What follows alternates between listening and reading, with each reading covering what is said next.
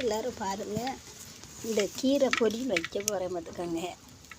வேறு கேஸு தட்டுப்பாடாக இருக்கிறதுனால நாங்கள் வேறு உள்ள வைக்க போகிறோம். கடுகு போட்டு பொரிஞ்சிட்ருக்கு. வைக்க பிறகு கீரையே போட வேண்டியதுதான். வெங்காயம் போட்ட வேண்டியதுதான். சிறிதளவு வெங்காயம்,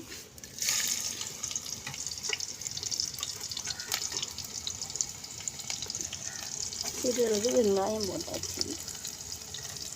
அடுத்தல கிண்டி விட்டோம்.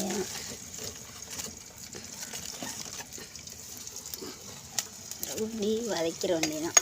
வெங்காயத்தை போட்டு வதக்கிற வேண்டியதான்.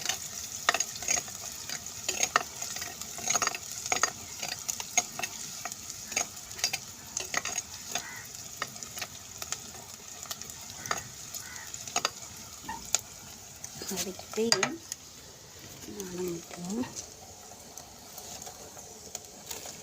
தீ குறைச்சி வச்சா போதும். தீ குறைய அரிஞ்சா போதும். அப்புறம் வெங்காயம் வதங்கின உடனே இந்த கீரை, முருங்கைக்கீரை எடுத்து இதில் போட்டுற வேண்டியதான்.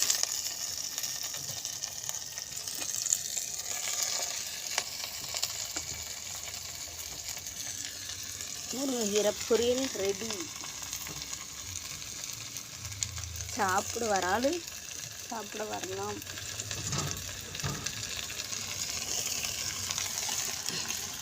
பிறகு போட்டாச்சா அது கிண்டிட வேண்டியதுதான். முருங்கைக்கீரை கிண்டிட வேண்டியதுதான். கிண்டிட்டு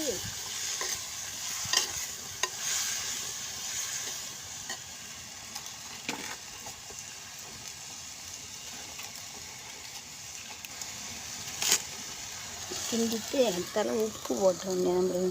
உப்பு பொடி உப்பு உலகாண்டு சாரல் மாதிரி தூள் விட்டுற வேண்டியதுதான். சரசரன்னு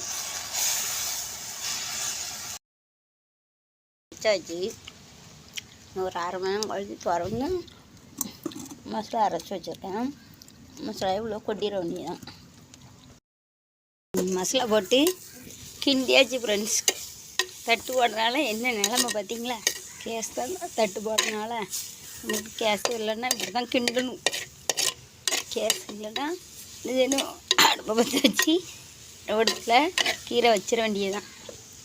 ரெடி. சாப்பிட வராலும் வரலாம்.